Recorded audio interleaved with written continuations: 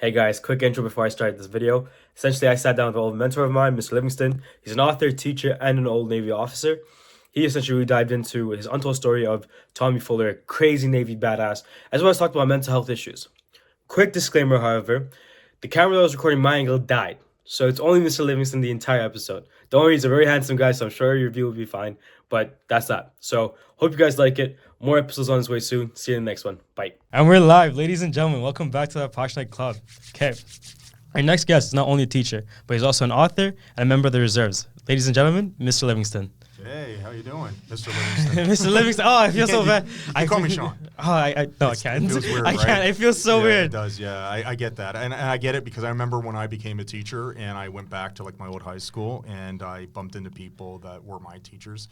And they were like, call me by this name. I'm like, That's not happening. I don't know. I can't. Like, it just doesn't work. I get it.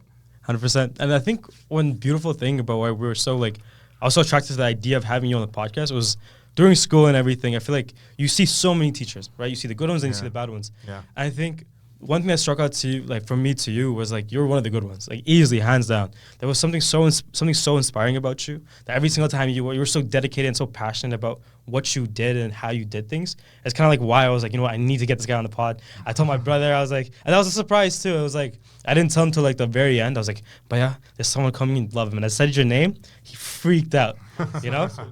Yeah. So let's start with the first one. Sir, what are you passionate about? Oh, well, aside from teaching, right, the history and law, but I'm particularly passionate about history and Canadian history and Canadian military history. I find that we don't talk about our military accomplishments and anything pretty much that we've done in conflict in Canada, and when compared to the United States, in America, they are very open about it, and they do celebrate it to a point where celebration in the sense of overcoming adversity, not in a sense of glorifying war. That's not a good idea to do because war is a horrible thing. It's better not to have it. Pretty much at all costs. But at the same time, I think there's a danger in because everyone's so afraid of glorifying it, let's not talk about it at all. And I said, well, that's a mistake because, in Canada, for instance, so much of Canada was the country that we have today is a direct result of conflict. Confederation, sure, that's, we became our own country. But if you ask people at the time, Vimy Ridge was when they start really considering themselves as Canadians. Yeah. And that's interesting, right? That really our country, a battlefield, made us start looking at each other as Canadians and not as loyalists or or whatever. It's the colony we're going to, whatever. We're really from here. We're really from this. I found that interesting, and I'm passionate about teaching of it, and particularly my research is always in the Second World War, and because that conflict is so different than anything in modern history, and so much of today rides on what happened then. One of the scariest things I like talking about with students is what if we didn't win? What would do you think you would still be in a school? Do you think your parents your grandparents ever would have met? Do you think they would have been alive? Right. And it's and would you be in this country, right? Because we're mostly immigrants too as well. So it's starts questioning. It is because it's and do you know what the Nazis considered okay and not okay? Yeah. Because it was all about the blood and this pseudo perverted science of eugenics, and it's scary. What almost happened? It's like a bad plot to a B-budget horror movie. You know what I mean? This super evil kind of organization that believes this really bonkers, weird stuff that no one could possibly swallow. And that almost did it. You know what I mean? And I think I'm internally grateful to those. I don't have a personal a relative that fought in the Second World War. But as a person who lives in Canada, I am and a Canadian, I am very grateful to those that put everything on the line so that I have an opportunity to be the guy that I am today, to have a life, and also to prevent what could have been. Heaven forbid there's parallel universes out there. It'd be scary to pop your head into one, right? Multiple. Like, the multiverse thing idea and be like, ooh, that's not that one. They won. And so to me, I think it's important to understand the lessons of it, to be appreciative of what was necessary, to be grateful to that. But most importantly, to, as a, in Remembrance Day, when we do, McRae's poem, and he talks about the idea of, passing the torch, and that passing the torch is one of remembrance. And, when we say lest we forget, that means in fear of forgetting. The idea is like, if we forget the sacrifices of the war, not only is it painful to the memories of those who put down their lives, but it's like we forget how horrible of a thing it was. We forget how it came about. We forget the sacrifice. We forget the pain and the trauma from it, and we do it again. And that's the thing. Human beings, we do it again. So the quote that history repeats itself, what does that mean to you, and how do you apply it to like what's happening right now? Jeez. Yeah. I'll tell you, just before I answer, when I first started teaching Canadian history, I didn't have contemporary world examples about the causes of the war. Oh, okay. Now there's a lot. Students come up with them, and that's scary. Like, I don't take any joy in that. I'm like, it just progressively, it seems it's more and more. I'm like, why is no one learning from this stuff? Like, there's only so loud I can say things, and there's got to be other people too. But history seems to repeat itself because, and if you look in history, if you just study it, I mean, it's the same themes pop up over and over again. The same incidents happens over and over again. And it's, yes, technology develops and we move and progress in that way, but we seem to fall into the same traps. I think, that's also part of it. It's when you think like, oh, well, that was from the past. It'll never happen again. Because like you said, technology advanced, this advanced, that advanced. It's like you almost have that like, it's not going to happen. But then the unfortunate case is that it will, it has. Yeah. This is a sign of it. And that's kind of like where you fall in there. Like, you just, I can only imagine, because I think you're not like one of those like crazy conspiracy theorists who wear the tinfoil hat and just live under it. But you're living it, you're teaching it, right? So I think. Well, I keep the tinfoil hat like underneath the desk. When you guys are gone, I put it back on. In case something happens. No, it's just history. It's just seeing it, right? And going like, come on, everybody, like, open your eyes, right? Well, yeah, I mean, Einstein famously said, I don't know how World War III is going to be fought, but I know how World War IV will be fought with sticks and stones. And like, that's the problem about the progression of technology. Yes, we were in conflict over and over again, but now, with weapons being more destructive and Lord knows, I do want to get into detail, a whole bunch of technology and what it's doing now. The idea of like things that are independent, autonomous almost, that can do things. It's almost Terminator now. Like, it's like, the consequences are phenomenal. It's like, it's a scary, scary thing. I mean, there's the Bulletin of Atomic Scientists, the doomsday clock, right? Well, those folks say that it's closer to midnight than it's ever been in human history. We're closer to, apparently, to these individuals, which is a think tank of incredibly and who are these qualified people. The Bulletin of Atomic Scientists are essentially, I would just say, a group of worldwide, brainiacs that essentially analyze the situation of the world and put out every year a message to world leaders, a plea to be like, for good Lord's sakes, you're almost like, we're going to. And they give put in very specific detail exactly why they're saying we're this many close to midnight. So the Cuban Missile Crisis we were further from midnight than we are right now, and that's actually something very, very, very scary. And it's something I think, people like to avoid scary things, but I'm like, you need to read it. You need a bit of a wake up call so that the world can that silent majority can get off its butt and actually start, and recognize that it's getting a little bit wonky. History repeats itself when we fail to learn from it. When I was in this is brilliant, first year university, I was in a lecture with a professor that University of Toronto, Victoria College, in this one old room and hall, and I remember on this one day he came late, and a bunch of us were yapping. It was political history and political philosophy kind of all mashed together. And we're talking about, like young people normally do, complaining about the world, right? Why are they doing this? It's so dumb. Why do they do this? Why can't they just do this? Oh, I would do this if I do this. He was like a ninja. He just like stealthily came into that room. We had no idea he was there, and he was just listening to us, right? We didn't realize that he was there until he eventually he said something. And he essentially just went, you know what? My plans for today, just kind of closed that all up. He says, we're doing something completely different. And right off the cuff, he's like, he broke us into groups. He's like, I want every single one of you to create like an ideal, like an ism, if you will, or something like that, that will like, a construct that you would apply to the world to make it better, and he says, and I want it to be original. Okay, so don't go look up anything like that. Like, tell me what you really think just based on all of you talking together. Give it a name, come back, explain it. This is how you would make the world better. This is, if you had absolute control, do whatever you want. This is how you would fix it, and this is what you would do. And we all went into our groups, and we all did this. And when we came back, each one of us gave our presentations. He silently and politely listened to every single one of us. And at the very end, he quietly got up, slowly made it up to the front of the room. There was this old chalkboard. It looks like it must have been there for like 100 years ago, right? And he takes a piece of chalk, and he puts the first group name, and then he puts something to the side of it with dates. And then he goes to the second group, puts their name down.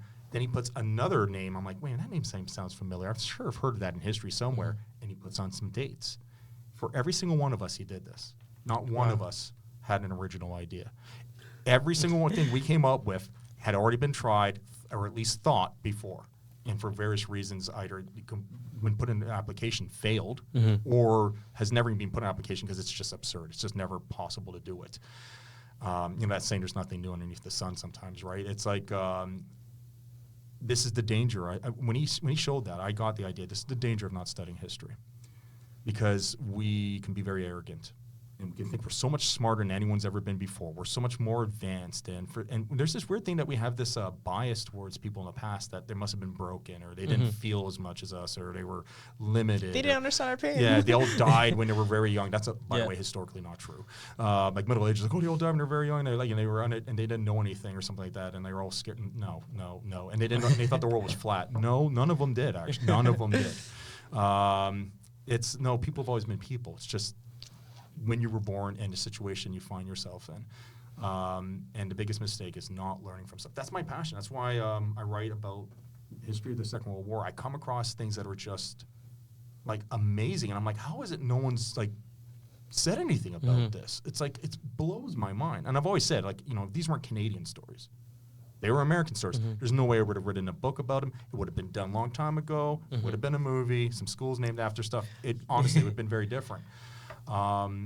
And I think I get disappointed quite a bit in Canada that we're not doing enough to remember and tell our own stories.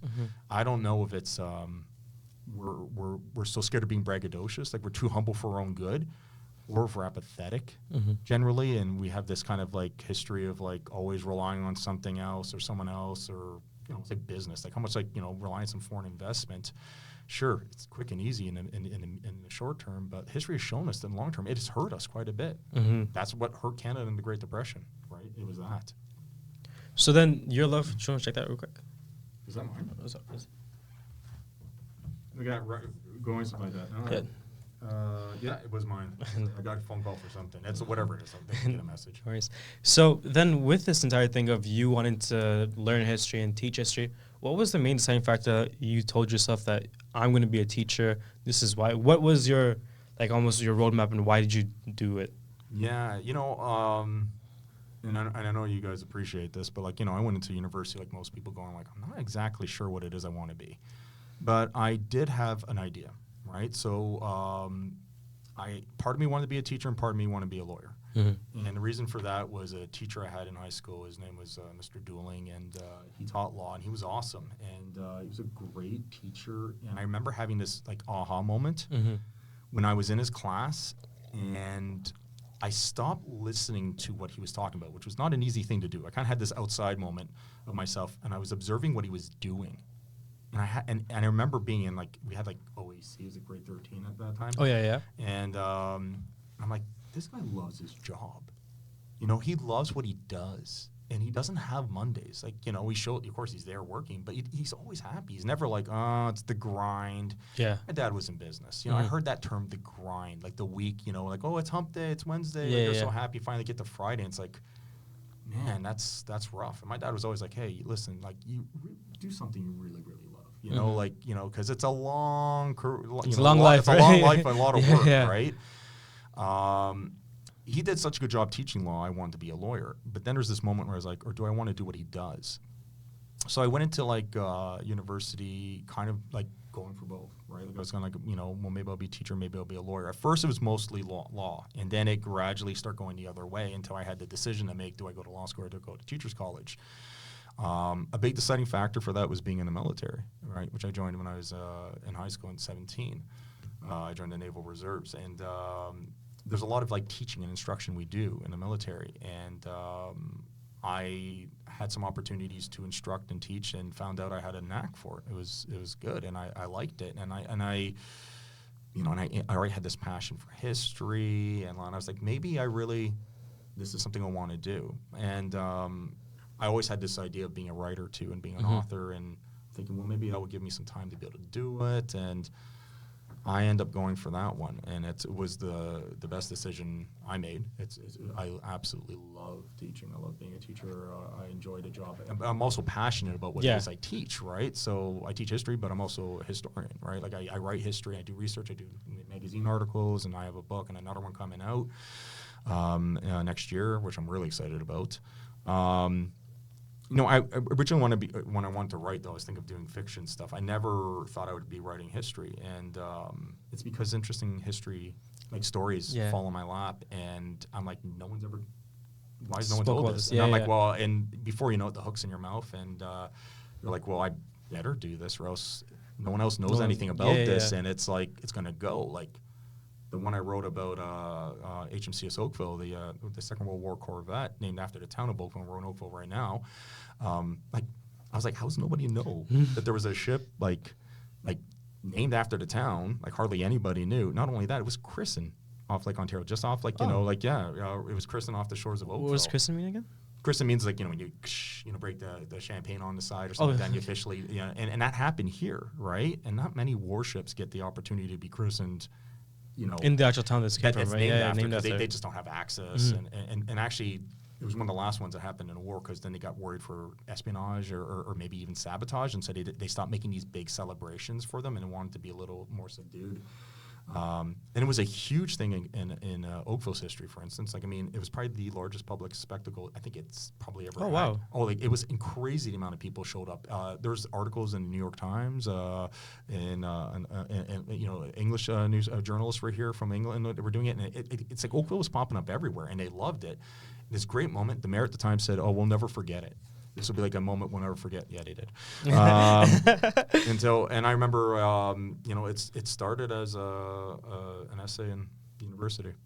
Oh. And it was for a class, and one thing led to another that made me go more and more into it until eventually I was challenged by someone to write a story about it. It was an old naval historian. He's since passed on. His name was Ed Stewart, and he said this weird thing. He goes, "It's you, kid." And he had this old way, like this way of talking, always threw me off. Always. It was like 1920s, 1930s kind of talk, you know, like the radio voice. Yeah, the radio voice. Well, yeah, he's very much a good voice, but he also the you know the sayings and the phrases. He goes, "It's you, kid," and I'm like, Ed, what do you mean, me what? Like, we just sat down. I don't understand what you're saying.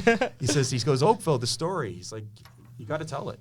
He says, no one knows more about it than you. He says, and me. He says, but I'm not a writer. Like, I've worked on, like, you know, projects and books, but I'm a researcher. I do stuff, archivist, designer, but I'm not the writer. And I'm really old. At that point, he says, if you don't say it, it's going to go with you. And I was like, oh boy, the obligation, right? You know, like it's like you know, the ghosts of those before, and it's like, I better do it. And that set me on that.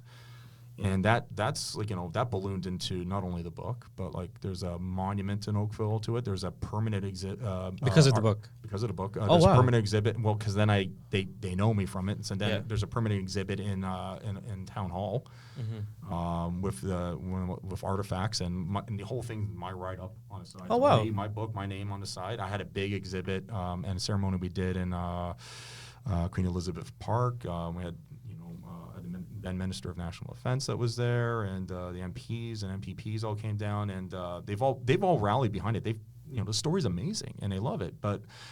And I can't believe I'm the one at the center of all this. It's like, how did no one else already do this? And that's one of the biggest things that really kind of is a head scratcher for me, because like, you know, it's one of the few corvettes to actually engage and sink a U-boat in the Second World War. Yeah, in the war, Navy fought a lot of U-boats when they were going in the Battle of the Atlantic, bringing convoys across. But the Navy's rule was you can't stay and play. Said the Admiralty. In other words, like you chase them off and you come back because the convoy never stops. It's like being they refer to it as like sheep herding, and then we got known as the sheepdog Navy. Think of the U-boats as the wolf. They call themselves the wolf pack, and they used the same tactic wolves do. When they spot the convoy, they send their signals out to the rest of them, and they, using their coded machines, and they will all enclose around it, find spots around it, and at night attack. Well, wolves howl, and they get everyone around, and they attack it the same way. They attack from all different angles, and this is how they take out things that are much stronger than them. They do it in numbers and in stealth and with speed. And so these merchant ships are absolutely defenseless. They're just have things slow, heavy, like because they're like just they got so much cargo and material on them, and it's only these warships around them. But they're like a sheepdog. What does like the sheep herder dog do? It goes, it barks at the wolf, it chases away, and then runs to the next one, barks away, and barks, and it keeps them back. Doesn't kill them, keeps them back, and the flock keeps moving. And this is how you do it. So the idea is you got to do the same thing, because if you chase a U-boat, submerges, go underwater, you're dropping depth charges, you're staying and playing, as the Admiralty would say. Well, the convoy continue moving, and then guess what? So many kilometers this way. Now it got attacked yet, and you're not there. And now you're going to take you a little bit, and it never stops. Now you got to catch up and get up there, and it doesn't have its protection. So the fact that Oakville not only engaged, it sunk it, and glorious faction, like it rammed it 3 times. Like it dropped it, it got stuck on it, dropped the depth charge close, like quarters, boom, and all. Like it was, and then 2 guys jumped on board, and hand to hand, like just pistols took over, they captured a crew and engaged them in the fight. Like that's a movie right there. Exactly. Well, that's it, right? Even a poster came up from the time was like, like it's very like it looks like a comic action. It's a great story, and it's nice to share that. But it's one of these things where I'm like, I can't believe it got forgotten. And my next book, I can tell you the title. Yeah, right? I was gonna say, what's the next book about? Yeah, it's Pirate of the Adriatic. The life of Captain Thomas George Fuller. Distinguished Service Cross. He had 3 of them. He got awarded in the Second World War, which is pretty something, including mentioned dispatches. The moniker Pirate of the Adriatic was given to him by the enemy for his, because he had this thing about boarding and capturing supply vessels in the Adriatic. He's probably been in more active combat than anyone ever in Canadian Navy history. And his story is phenomenal, and hardly anyone really knows a thing about him. And so this is where my next book's about him. It's about this individual. He served in coastal forces on these smaller vessels called mortar torpedo boats and mortar gunboats, and very often sometimes referred to Spitfires of the seas, like the aircraft, because they come in real fast, they attack and back into the night, and it's close quarters, it's gritty, it's challenging, and he had a phenomenal military career and really sacrificed a lot. But not only that, then after the fact, like he just becomes a captain of industry. He gets in construction. He creates Fuller Construction in Ottawa, and becomes a multi-millionaire. Oh, no way! Which is still there today. Like he's a phenomenal individual, and someone I think he's a G. Like exactly. He's on his thing. Yeah, he is. You know what? You remember those old Dos Equis beer commercials? The most interesting man in the world, and he'd be like, I don't always drink, but I drink Dos Equis. That guy, I'm like, that's Thomas Fuller. Like when he's older, he looks like, I'm like, that's kind of like that'd be a good stand-in for Thomas Fuller. This guy is, or Tom Fuller, as they refer to him, phenomenal. A naval legend. Hardly anyone knows anything about him, and so that's why I told the story. And his story is unbelievable. It is so movie worthy. It is beyond the pale. And I would have no doubt it would actually get made into a movie if it wasn't Canadian. We don't really have much of an industry when it comes to it, and we don't really tell our own stories. And when we do, it doesn't quite have the same punch as the way the Americans do. Who would you want to use him as an actor? What actor would you use? I'd have to. I actually haven't thought about that, and I think I haven't allowed myself to have that. That's it's way too exciting to think of that. But also then the crushing realizations, like, Canada though, we don't really do any of that. 100%. So I get their story out there to and I hope to do them honor. So the book's like. It's been edited by the publisher, and right now it's being reviewed by like some other naval authors and historians that kind of rip into it and make sure everything's proper and give some feedback, and then it's going to get designed and go and get in production. But it's been a lot of years of research and work, but it's one of those things where I'm like, you know, these things fall in my lap, and I'm like, I have to do this. This person deserves so much recognition and beyond this, and it's and we need to. And there's a lot you can learn from it, because you know they talk about sometimes resiliency is kind of a hard thing. People becoming less and less resilient, and I'm like, you can learn a lot from these World War II guys. They were resilient, and yeah, we're not in the same situation, thank God, because of what they did. We're not, and hopefully we don't ever get there. But it doesn't mean you can't apply it to something you're going through, right? It's like, well, Tom Fuller went through this, so I think I can manage a way. And he kind of thought, you know what? He thought outside the box. He didn't kind of follow. He decided option A, there was option B. He made option C, and he went with it, and he had the guts to do it. So maybe I'm going to do the same thing. And touching on the thing about resilience, I think so. You are a teacher, of course, right? So you see a bunch of young people, young men in specific. What do you think? Just by looking at them, and you've seen through all the ages, like what do you think that's lacking in them that you may feel is lacking, or what do you think that they're doing that is different, that's almost like a detrimental quality? Yeah, it's a good question. I mean, every generation, and I always get, when you study stuff, you like generational history. It's like every generation hates on the other generation, right? The boomers hating on the generation X hating on this and onwards, and like it's all the millennials and all generations, and I don't even know what the next one's called, and it's but they're all no good whippersnappers up to no good, and and everything's handed to them, and they didn't have to go uphill both ways without shoes on and all this other stuff. And it's I think with having taught for as long as I have, kids are kids, students are students, adolescents are adolescents. There's actually not a whole bunch that I would say has changed when it comes to the people.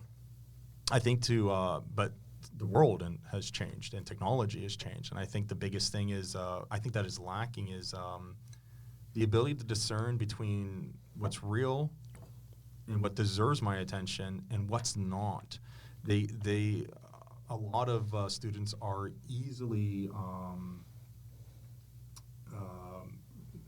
persuaded by production quality, by quick TikTok, and the reels, like reels, reels. I've had students be like, "Oh, just got to see this reel I saw, sir. It's about law or something related," and I'm like, this isn't real, right? And they're like, "What? How can you possibly?" I'm like, "Okay, first of all, apparently there's a phone just propped on the bumper of a car, right? The uniform's not correct, but they're also trying not to show too much of it, and it's a little too, I'm like, look, if there's a static camera, it's not moving, right? And things are happening in it. Someone has to set that up, right? 100%. But then there's other tells. But I find that, what's lacking is the ability to go, like, what's a good source of information? What should I believe and what shouldn't I? And we were talking a bit before the podcast, and you were mentioning the fact that stats, and on a reel, if you see, what was it? You said 3 reels? So the average person, if they see the same stat 3 times while scrolling, they'll believe it. And then the other one is that the non-average person will see it 5 times and they'll believe it. Yeah, and it's without questioning. Yeah, if you see it enough times, you don't question the source where it came from. And you're like, well, it has to be real. Like so many people said it, and like, oh, and by the way, the production value looks good. Yeah. So it looks like it's coming from a. And that's what I think it is. Production value equates good source. This is, because it looks like it's real. And it's like, well, that's actually, interesting, because that's kind of how propaganda works. Like it looks good. It's very convincing. And it's you gotta, the thing that's lacking is being able to tell, like, what's a good source and what's not a good source. Like what's a good place on the internet to find it. The internet, it's amazing to find information, but there's also a bunch of garbage on it, and knowing how to discern between those. So with the propaganda, what do you think is like what they're almost seeing what type of propaganda do you think, almost like brainwashed, if you can get into that, is what you think the younger generation is saying, that you're like, okay, I think you should guys take a step back and actually start questioning a little bit more? Yeah, exactly. I think that's really, I think it's in general, just where especially when it comes to world like events that are happening, like they'll, right away I'll fire it up about something and they just repeat the little, 3-second blurb they heard. And when you ask them something about it, they blink, and they just repeat it. And it's like, okay, no, but what is it? Tell me a bit more about what is that? Like, and like, hey, listen, just on the sound of that sounds horrible. And again, but I mean, do you know that's even real or not? Like, like your time and your energy is important. Let's make sure that it's real. Like, no one wants to be a donkey. No one wants to be like found out after the fact they've been had, and hoodwinked, so to speak. Like, you want to make sure like what it actually is. And the idea of me even questioning that stuff and then showing it to them is what surprises me is just how surprised they are. Like, it's like the buy-in factor is so powerful. It's like not even like any like. It's almost like, I don't know if it's gullible or it's like, like, or in my generation was more like we don't trust anybody, right? Like I grew up like, in the early 80s and then 90s as a teenager and like, grunge and all attitude and like, not untrusting of anyone else and being all upset. Maybe that kind of helped. But I also grew up like before the internet and with the internet and I've seen it all. So I remember having to like rely on like actual sources. Like of, books and this and books that. and journal articles and things that are peer reviewed. And just because it's a book, well, whatever. Like my book, you have to look at all the endnotes and all the citations, all the stuff where I'm saying, hey, that's why this is where I'm getting this stuff from. Or otherwise, like, how do you know I'm not just making it all up, right? So you got to like back it up with facts and importance to show that this is where it's from and this is where I'm getting from. And there's tons of books out there that don't do that. And but say what they're saying is something that's real or true, and it's important to be critical. I mean, what's the worst case? You look into it and you realize you only like strengthen that position. You're like, oh, absolutely true, and you find more information, and then you realize it's something worth your energy and your time, and you should feel the way you feel about it, right? Or you realize, wow, that was close. Like, oh, I almost just made a donkey of myself in front of everybody. Like, I almost went right out open and said stuff, and that's another thing I find too. It's not only the buy-in factor, it's the shooting from the hip, responding online to stuff, right? Like just right away, you just respond. You just say it. And you just throw down all your cards, and it's like there it is. It's like whoa, dude, you don't even know if that's real yet. And you just said what? It's like and with those words, I'm like, man, like this stuff digitally stays. Like it's like that's who you are. You're not like you want everyone to think this is how you talk. This is who you are. And it's like it's dangerous for kids, right? Because at least in my day when I was a kid, like, we had mulligans. Like, we had second chances. And people are like, I was a dumb kid. I did stupid things. Like, I don't need that aired out all the time. You can learn from it. And it's hard for kids to learn from their mistakes today, I think, because they stay with them. And sometimes we're a world that is unforgiving of, like, mistakes we all make. I think there's a lot of, like, not to get religious here, but, like Christ says, hey, like you vote in, you cast the first stone. He's like, hey, listen, all the rest of you being judging here, right? It's like, what about yourselves? Yeah, of course. Right? Like, have you looked into your own background here? And every one of us has done stuff. We've all learned from it. Yeah. I remember this one Indigenous leader in Canada said, like, he says, everyone in history has warts. And he's like, we're human, we're flawed, we learn. Like, that's why I teach history, and I say the great, the good, the bad, and the downright ugly. It's the only way to do it. You just say it for what it is.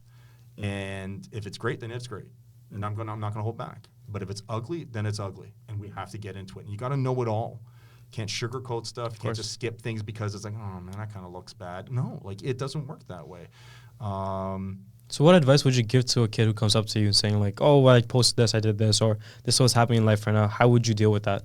Yeah, I mean, first of all, I'd give the kid credit for coming up and doing that, because I'm like, you know what, like, that's like you're seeking some help from someone else like that. That takes some guts to do that. And I've always said I admire strength. That's one of the things I love about like people who served in the Second World War, for instance. But it's strength to me is not like push-ups and like weightlifting or something like that. It's character, mental resilience, mental toughness, things like that. Exactly. Grit. Yeah. And I admire it. And so if a kid comes up, I'm like, hey, listen, that's good. That's great that you're doing it. But then, the next thing is like, okay, let's see what you're doing. And like, and why did you write it? And what did you look up first? And just try to get them to understand, like, look, people judge you on this stuff. And they judge you not just today, they'll judge you like 8 years from now, maybe, right? So you want to, like, have a game plan. Who do you want the world to see you as? And you got to understand that in the world. Like, look, there's a reason we say, like, your family and friends are so important, close to you, because no one else cares. No, the world doesn't care unless you give it a reason to. No one's going to, like, I've had students like, why should I respect you, blah, blah. Like, sometimes once in a blue moon you get, like, and they're young, and I actually don't mind this, because this is a kid that's just, they got some fight in them. They're critical thinking. They're making a fight. I'm like, hey, there can be a good lawyer right there, maybe, right? Because making an argument. But, but I'll answer the question. It's like, what do I have to, why do you get to call me by my first name, but I have to call you Mr. Livingston? And I'll, at the end of it, they're like, okay, I get it. Like, you know, it's like, because I'm like, okay, well, because I've done this, I have this, I've done this. And at the end of it, at the end of it, I go, okay, wow. I'm like, well, that's why. Okay, because I've done something. The world has actually acknowledged I've done it, and I've earned some respect, right? You haven't done anything yet. You've been, like, you know, you're Do you just think a, you you're see a just lot? kid. Yeah. But one day, you know, they don't get, you know, you see, start thinking sad. It's like, no, hold on. But you will. You'll do amazing things. And when you do, I will look you in the eye and I will call you, like, you know, Miss whatever, like that. And I will acknowledge that you've stepped it, you've joined that club, you've done it, right? There's a thing of respect to those who have actually been before and have actually accomplished some stuff. Do you think you see a lot of times just students, sorry to cut you off, but they see that they demand respect without earning it, and do you think that's something that's happening a lot? Or is it just more of like a here and there type It's of a thing? here and there thing. Okay, I that's mean, good. most kids, honestly, most students are just, you know, shy and, Yeah. you know, they're just quiet. And there is an idea just generally with you sometimes. Like, it's a bit of rebelliousness. It's the idea of wanting to stand up. Like, I mean, I've never liked two sayings. I think one of them was like, you know, oh, kids think they're like, you all think you're invincible. I was like, I remember being young thinking like, I know I can't run straight into a running train and survive, or jump out of a window and fly. Like, I do have a reality testing, but I get the sense like the reality, though, the full understanding of just how of my mortality wasn't necessarily quite as there. Like, you're a bigger risk taker usually at a younger age. I think that's what it means. It's better to say it that way. And also the other ones that you think you know everything. I think it's not that you think they know everything. I think it's they're not aware of how much they don't know. The unconscious incompetence. Yeah, like it's like exactly. Yeah, it's yeah. like, you know, it's and it's like, you know, well, I only know this. It's the understanding. Yeah, but there's a lot more. Yeah, I think right? this And quote that your reality is only a wee little bubble that has been in very, you know, protected zones. Like school, I like the idea of a classroom, but I like making clear it's like this is a safe, and it needs to be a safe space where you can screw up, and I don't hold it against you forever. And we work from that. We do it because the real world. Oh boy. Oh no, it doesn't do that. Yeah. If you do come across that, whoever the person is, they're amazing, and you should pay it forward. And I think more people, and it should be more that way, but it's not. You know, I tell students how many impoverished people like on the street have you walked by and never given a second look? 100%. The world has no problem doing that to you too, and it's like you've got to, you know, it's not fair. It's, you know, it's not right. You know, but morals and ethics aside, that's the reality of the world, and I want them to have survival tools so they can actually do that. And part of that is like, I mean, I want my students to be informed, you know, like, you know, conscientious, informed citizens that are active, right? And that actually do stuff, and like, you know, because it's amazing, like, you know, like sometimes horrible things happen because some horrible person was voted into the power, you know, and that's like, you know, that happens. And sometimes those people get voted in because most people didn't even bother to vote. And, you know, there's a lot of lessons history shows us. If you know where you came from, then you can have a clear path where you're going, and that's the importance of it.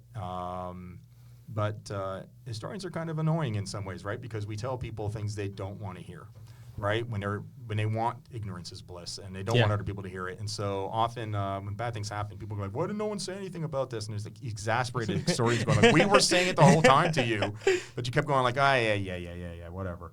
Off to the side, and it's well, no, it's important. It has huge consequences.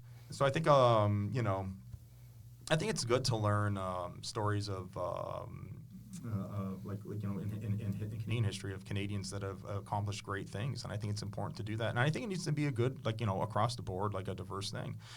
Project I worked a co-founder of is Canadian Naval Tribute Project. And it's a memorial that's in Toronto, and we have 14 honorees, and we're acknowledging like unsung kind of heroes of, like, you know, for the roles they did in the Navy. We have people done gallantry stuff, but we also have, like, you know, people that broke racial barriers, you know, gender barriers over there, and to make the Navy what it is today. And, you know, and their stories are cool. And people will, like, you know, some people are like, "Oh, you're only doing that because it's like, you know, or it's the trend right now." It's like, no, it's a good, you know what? Read the story or bio that I wrote, and then come back to me and tell me if it wasn't actually Interesting. Yeah, because they're all good. A good story is a good story is a good story, and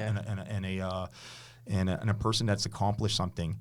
That was like the first person to do it, had to break and or had to overcome stuff. Like that's I admire that strength. Like, how can you not? You know, like that's inspiring. You know, that's something where I'm like, well, then in my life, like if I got something of a problem and like I want to do this, you know, or I'm going to take a similar approach and I'll think of some option C, you know, I'll do something else. Yeah, right? option C, 100%. And then also touching with, you spoke briefly about strength and resilience and not only on the physical aspect, but then you're seeing this on the audio. Mr. Livingston is jacked. That's one that's there. He's an officer and you can see it. You do a lot of, I heard like, or at least I know of martial arts you used to get into, right? Yeah. So how has that shaped your life and overall just like keeping your physical health as a priority? Yeah. How has that helped you?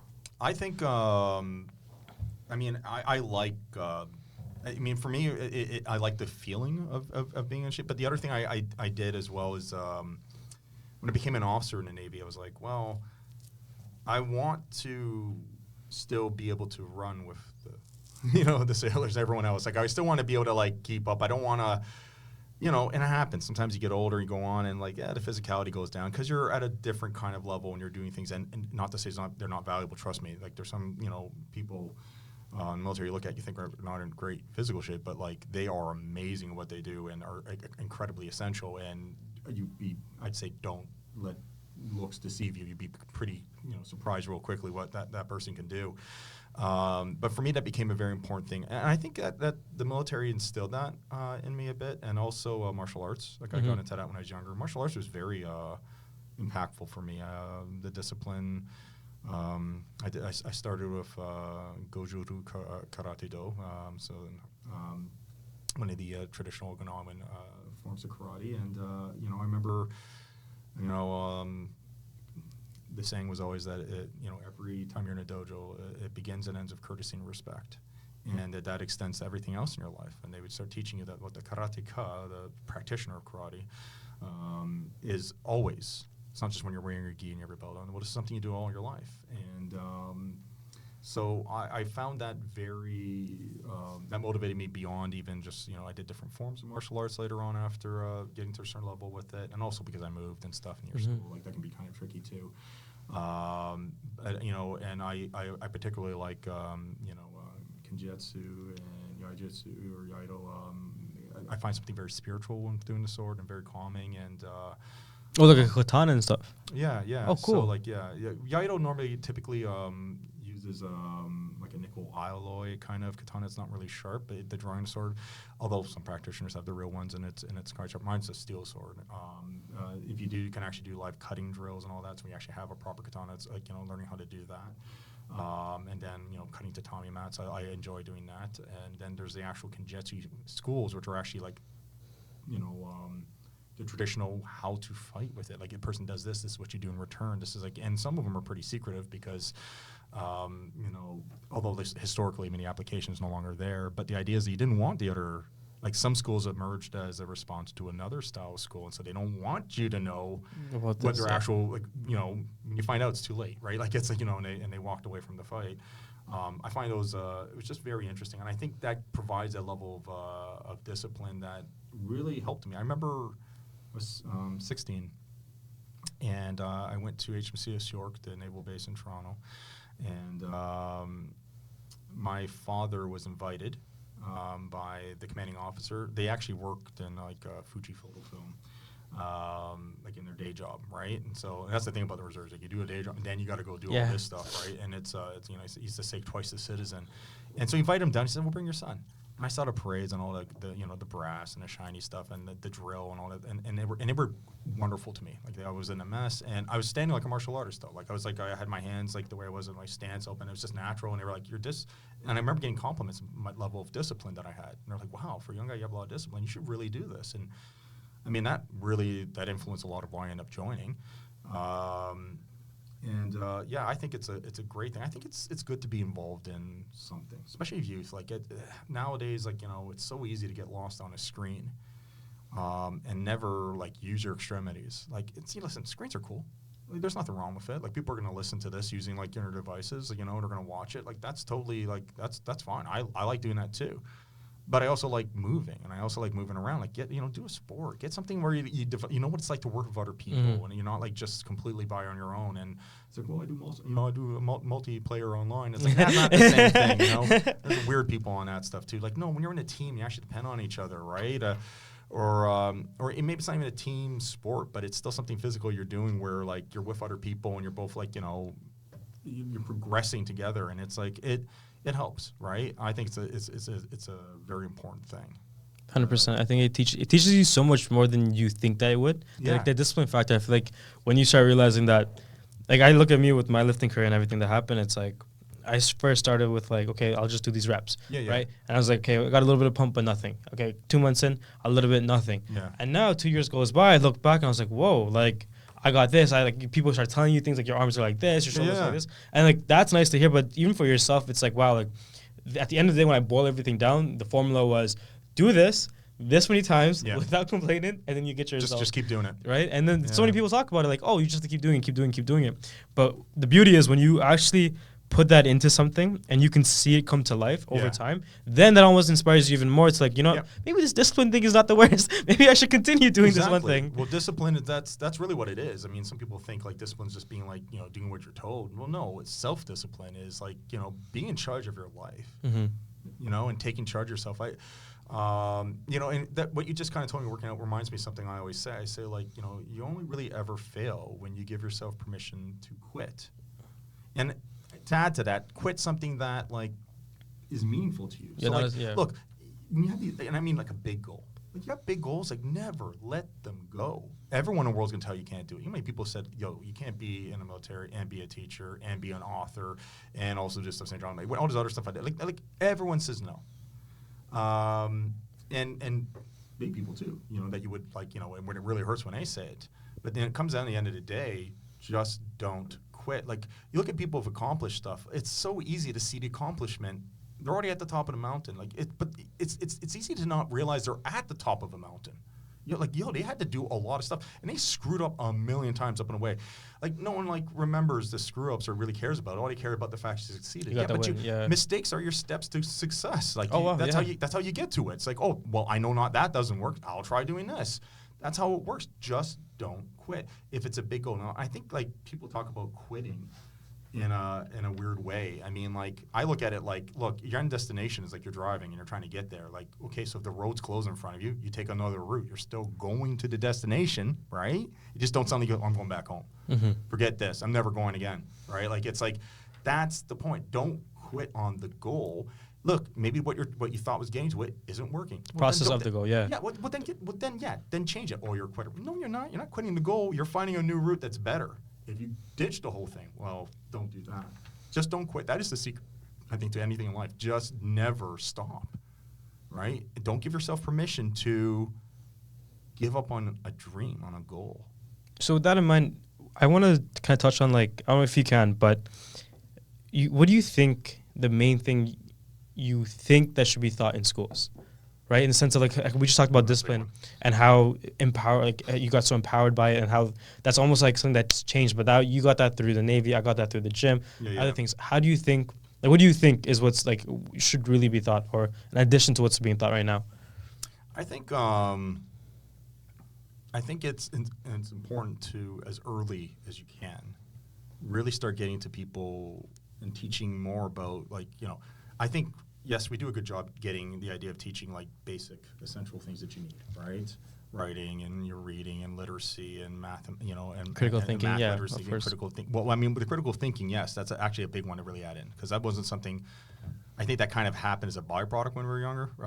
Also, I think people checked you a lot more because they weren't so concerned about your hurting your feelings, right? So sometimes it was a bit harsh, but that worked for some of us. For some people, that really pushed them the opposite way, and that wasn't a good thing, right?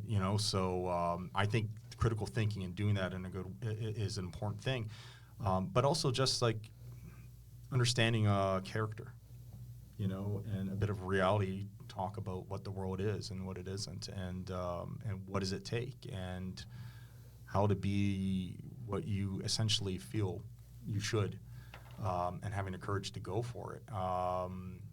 Because and discern between what's healthy and what's not, and what's a good goal to have and what's a realistic way to go about it, or be able to just plan, okay, Well, so you want to be breakout, like, music, well, okay, that's awesome. Now, not many people just go straight into that, though. Like, yes, there's examples, you always people, but, like, there's a whole litany that people don't. So I'm not saying don't do it, but maybe you can do it in a way where you also have a way you support that goal. You do other stuff that, like, that enables you to have it and do it. And let's look at what that is.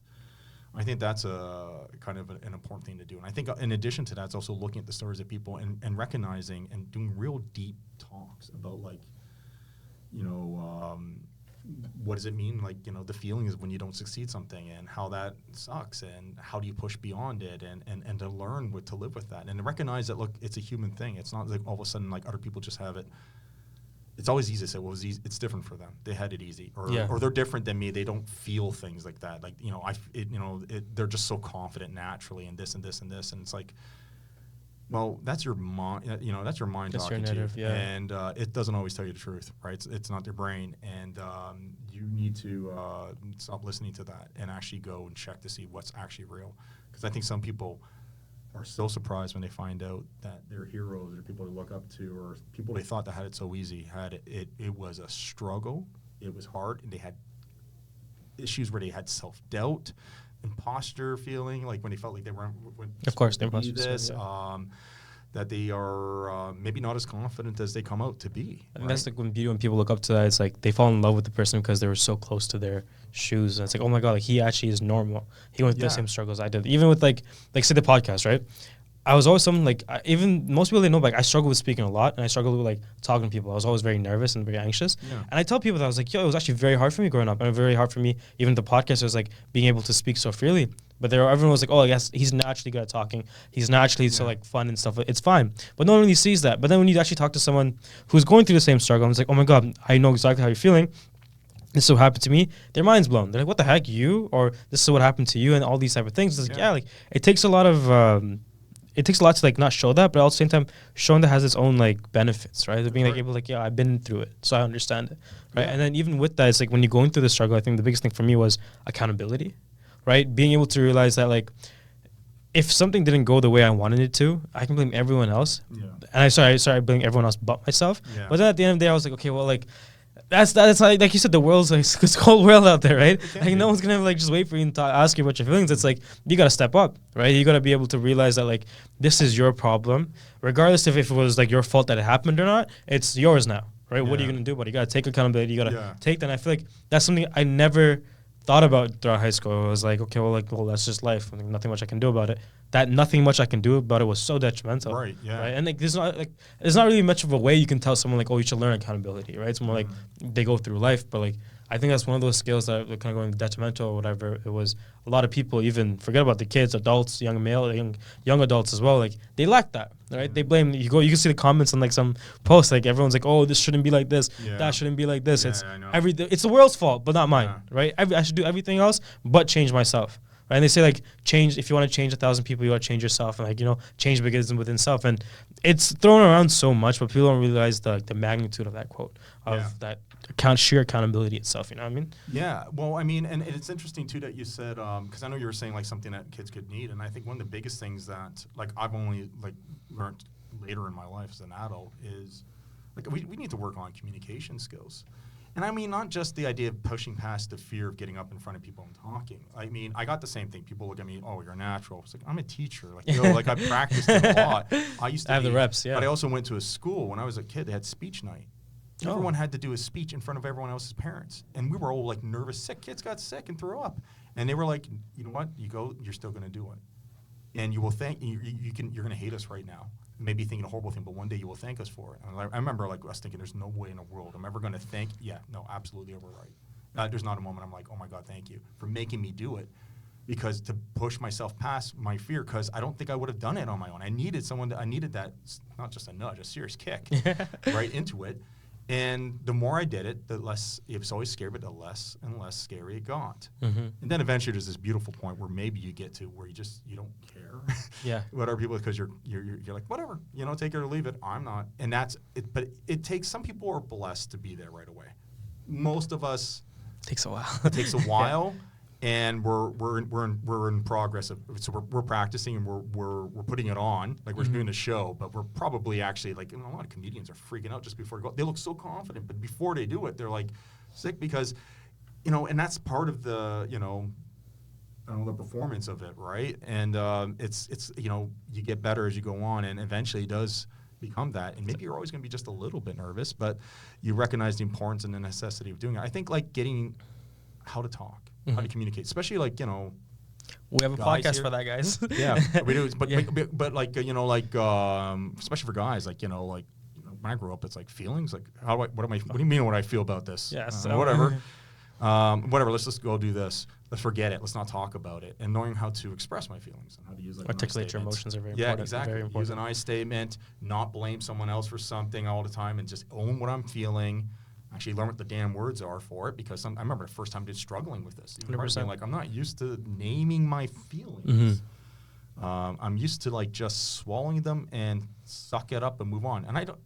There's a place for suck it up, but there's also, but it's healthy to also articulate and communicate it. And I think it's something that's something that's a powerful thing that could be done in school, to learn how to communicate in effectively, and certainly get up there and do the talk and break past it, because you have to present yourself. You have to, the things that people say, this is so dumb, I'm never going to use this. Like, what do I need to do an essay? It's like, I'm never going to do this. Like, yeah, you will, because you need to like make someone, one day you're going to be like, you need to hire me. It's my thesis. Here are the 3 reasons why you should, here's my proof and my arguments and my proofs for it.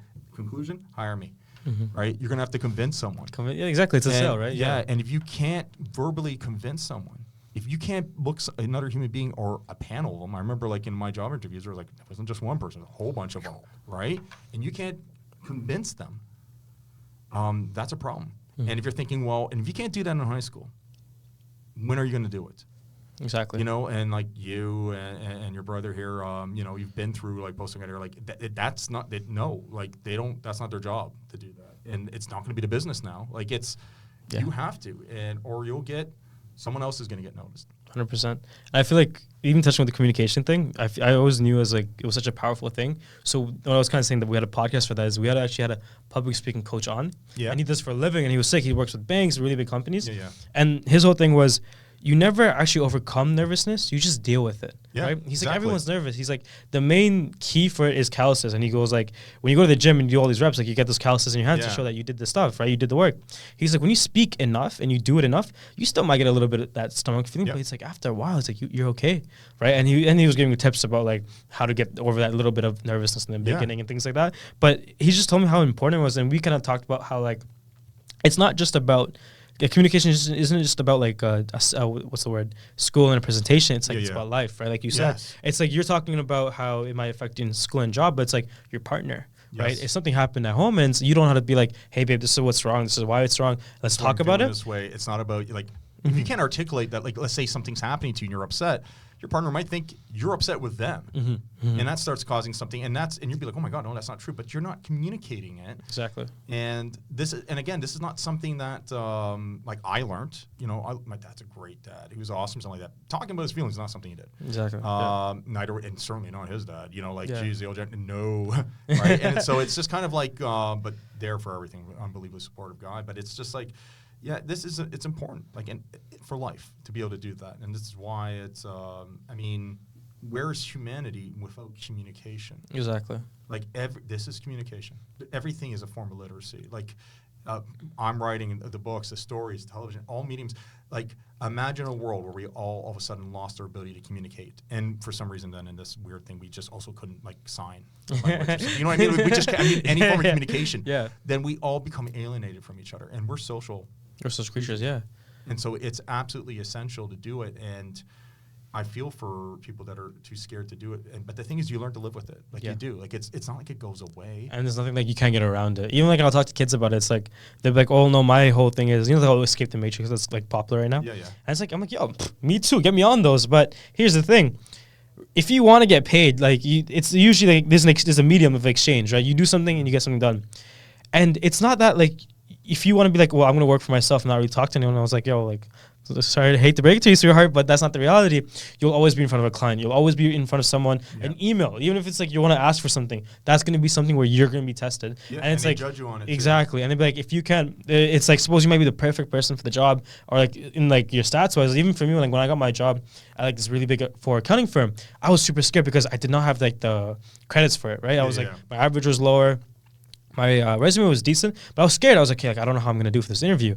But everything they asked me was behavioral questions. And I think I would say, like, I spoke really well. Like, I spoke confidently, clearly. And even after I asked him, like, so what really made you decide me? And he was like, you spoke very well. He was like, you knew what you were talking about. Or he's like, you allowed us to think that you knew what you were talking about. Right? And I think that was the biggest, like, what distinguished between me and the other guys were like, well, he actually knew, like, he just spoke better, right? Because everything's a team. Everything will be in front of clients. It's like, do we want to hire this guy? Yeah, he knows a lot, but like, this guy can learn all the other stuff. Like, everyone knows that in a job, you'll eventually learn everything, right? You'll learn how to do the job. You can work with this guy, though. Yeah, because I just connected right now, and I felt good about this. Exactly. Feeling good after a conversation is a very powerful thing, right? You need to connect, right? Yeah, it's you know, and I like the fact that, you know, acknowledging the struggle and the difficulty about it. Like I was petrified talking in front of people. In my classroom, I have like one of these like Navy license plate thing covers, but they're on the top. But the reason I have it there is not because I did service in the Navy. It's because I remember I was behind in school when I was younger, and I was unmotivated. I have ADD, and I mean, I got anxiety stuff I work with too, right? So that's the thing. People hear that like, "What? You're anxious?" It's like, oh yeah, no. You're an officer. What the heck? And it's like, it's like, well, but I work with, I live with it, and I learn how to go beyond, right? I don't let it own me. Plus ultra, right? And but here's the thing, right? Like, so what I do is, I remember like I was behind in like something like. I was in Quebec for a bit, and we came over here, and I was a bit behind with reading and everyone else, and they didn't really actually do anything to try to teach me individually how to do it. I just kind of like was trucking along. And used to do these like games where like you had to stand up, like, and they'd give you a math flashcard, and the quickest person to get the answer would continue playing along. And they did this with words. They give you a word, and you had to spell it correctly, and you move on. And I remember that being petrifying because I wasn't spelling things correctly. And I remember being in this grade where and I wasn't doing work. I was unmotivated, and I spelled the word Navy correct. And I remember the round of applause I got from my classmates, which was not a, hey, way to go. It was like, oh, look, the idiot finally got one. Pathetic, like, good job, finally, right? And there's this moment where I could have gone two ways. And it's good to have some fight in you. It really is, right? It's okay to say, no, I'm not putting up with that. Or, you know what? Forget this. I don't care what you're saying. I'm doing this anyways. It's okay to have that fight. I mean, not necessarily punch a person in the face unless it's self-defense. You have to. Really not the best way of going about it, especially in schools. But I'm saying, like, but to have some, like, that grit internally, what I did is I studied my butt off. I memorized it. They're never laughing at me again. I creamed everybody. But a month later, I destroyed everyone. I remember this one kid being like, yeah, it's only because he studies. Now, I wish I was smart enough, like, as an elementary student, to be like, that's how it's done. There's no other way to do it. You just don't magically know. That's another thing where I find that some people and students, and you may know some people, or even be guilty of yourself at one point, when they do really well in something, but they act like they didn't put a lot of effort into it. But it's almost like this thing where you have to pretend like it was so natural to me. Like, oh, no, what, this, nothing. It's like, I'm like, no, dude, say you studied your butt off. Say you worked your butt off. It's okay. Right? It's okay to work. Yeah. And you know what? And I got this because I deserve it, because I put all this stuff into it. But that's why I have that up there too. So when I'm teaching some people and they don't feel the confidence, it's a reminder to me constantly too, like where I came from and what I'm trying to do and trying to reach. I wish I could get every student. Of course. I don't always. Sometimes it's another teacher, hopefully, right? But I try, and because I remember being that guy. I remember being the kid everyone thought was dumb and was never going to amount to anything, and was willing to the system just let me just go, slip to the side. Thankfully, I had some good teachers that recognized something in me and said, like, no, there's something, and it was enough. And I had that grit. A bit of that fight was there too. You got to have a bit of a fight, and if you don't, you got to have a fire. You got to have a bit of a fire in you. It's you. It's your life. You're worthy of it, and you deserve to make it what it is that you want it to make it. And damn anyone who tells you otherwise. I think that's such a powerful thing, not only just for like you said about life, but like one thing about like mental health. And I think I remember I saw one of your posts about like it should be talked about every day, not just a month for it. Yeah. Right, men's mental health. And I think Yeah, that's a big we one were too. talking about how like you said you have dealt with Yeah. anxiety and stuff like that. It's like I was even talking about it. I was like, well, like here's the month that like I told her, I was like, hey, like does anyone know right now what month it is? And they were like, oh, it's fuck, I don't even know the name. I think it was June or July or whatever it was. And Mental health, like, but I was like, hey, it's men's mental health month. I was like, did you guys know that? But I was like, let's talk about it. But I was like, and like when you go through the media, it's like they're saying their own thing about they have whatever month it was for them. Like they were just promoting that. I was Yeah. like, you guys don't realize, you guys talk about how we should care for people, we should do this, we should do that. But I was like, that only extends for a woman. Like realistically, it's like I know the girls in my life and they'll be like, well, just go talk to someone about it. And you can't really tell someone like, I can't, I don't have that. I don't have that men in my life to do that. Yeah. And so go talk to your girl. But it's like, even with people like in my life, I'll be like, some things you go to your partner for, 100%. Yeah. But early on, like you need strong men in your life to be able to. Like for Role me, models. I think For- everyone, regardless, I mean, everybody needs a role model they could connect with because they see themselves in that person, and that's a powerful thing. And I think that's one area where it lacks, where sometimes like young men don't have a whole bunch of role models. There's also like this learning that like hey, talk about how you're feeling. It's okay. This is normal.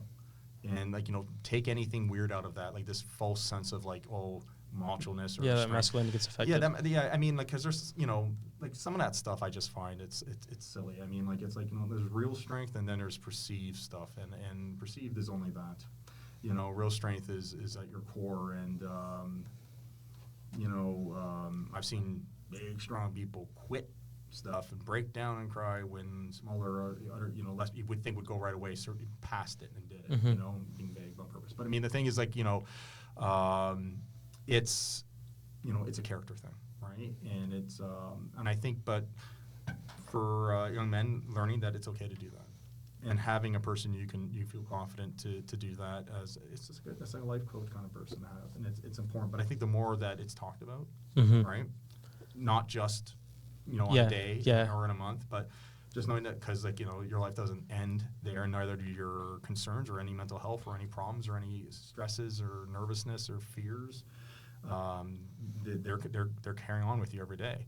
So this is something to go check in on and to do. It's a healthy thing. It's like the stigma when it comes to like therapy, like almost. Yeah. I mean, I think everybody should have like don't go there. It's Don't coach, yeah life coach. yeah life coach You yeah got someone to bounce ideas off of or something. yeah like literally. that. And I think a lot of people don't. And I think it's not only like you may not have someone to talk to about it. It's also who's that person you're talking to, right? Sometimes I found that if I was younger, like this is in grade 10, grade 11, like people you teach, right?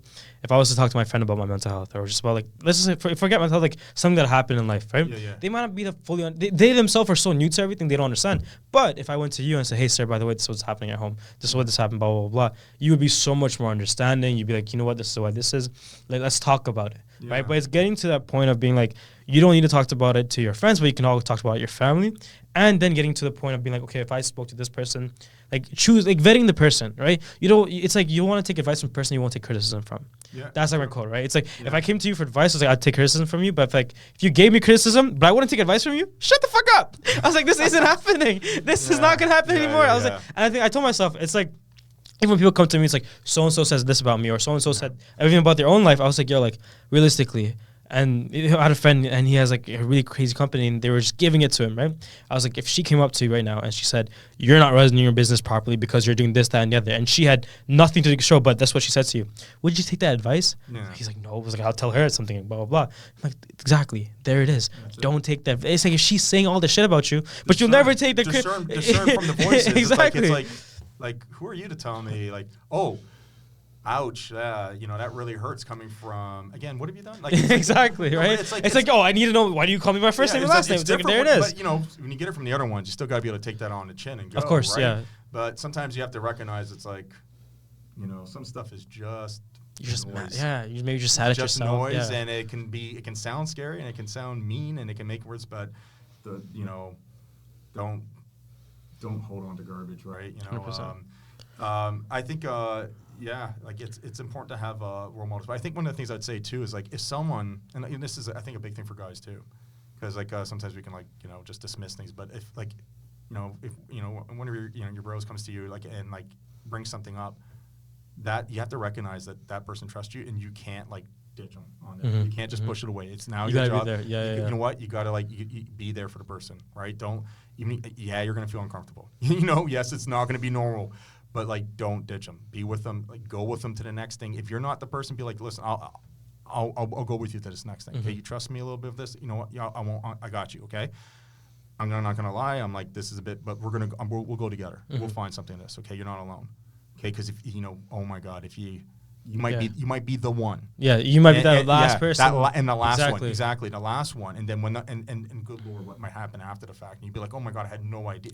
Yeah, being that shoulder Yeah. crown. So like, God forbid that you're like carrying him on your shoulder instead, right? And like that's what happens. Yeah. And that's a lot of times what happens. Like a lot of times people say like, yeah, I'd rather my mate cry on my shoulder than me carrying him to like on his last day, right? So it's like, and people don't realize how strong that one voice could be. And like even when I'll talk to people, and like I'm just like I'm like a naturally like more like I'm a little bit more positive with things because I realize you like are. it's You've important always to been. be right. Yeah. It's like well, like what's the point of it? But then there's this one friend of mine and like love him, and then I just remember we had like a really nice gym session one day. Right, and I was like, "You should do this, you should do this," and I was just being me. Yeah. But even till like a year later, he'll still like thank me. He's like, "Bro, I couldn't do this without you." And I'm like, "I was just doing me, right?" Yeah, it was like you didn't think anything special about exactly. it, right? But I was like, Yeah. he was in such a low point in his life that he didn't even know that that's what he needed. He didn't want to talk to anyone. And sometimes it's like it's your job to be like, is something wrong? Instead of someone coming to you, come to them, be like, hey, like, is there, like just checking up? Yeah. Is something wrong? And 8 times out of 10, they might be like, you know what? Like, I'm so glad you said this. This is what happened in my life recently. Like, you know, I'm actually going through it. And they may have been no solution, but the fact that he got it out of his chest, he went to someone, he judgment free, and that's what they wanted. Like, my life is so much better. They're like, life is so much better. And what did you lose? Like 10 minutes just talking to a friend? Exactly. Right? I mean, as a teacher, one of the things I try to do is, look, if I think about something after, like I've just seen a student like, sitting in a hallway, and as I walk into my room, I'm like, and if I just find myself still thinking about them, like maybe they looked a bit sad, and I'm like, okay, you know what? I go back and say, hey, how are you doing? I say, I've seen you here a lot or something like that. You just get dropped off early. Just start a conversation. You know what? Maybe nothing at all, right?